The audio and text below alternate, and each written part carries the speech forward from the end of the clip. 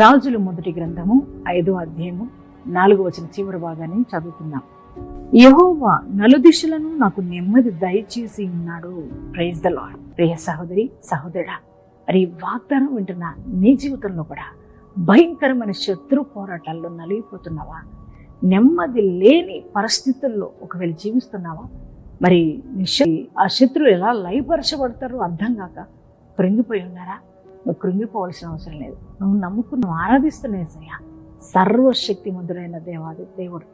ఆయన మరి పరాక్రమము కలిగిన బలాఢ్యుడు ఆయన కదా. మరి అటువంటి దేవుడు ఆయన నీ చుట్టూ ఉన్న శత్రువుని నాశనపరుస్తాడు. నీకు తలపెట్టనివాడు, నీకు నెమ్మదిని కలిగజేస్తాడు.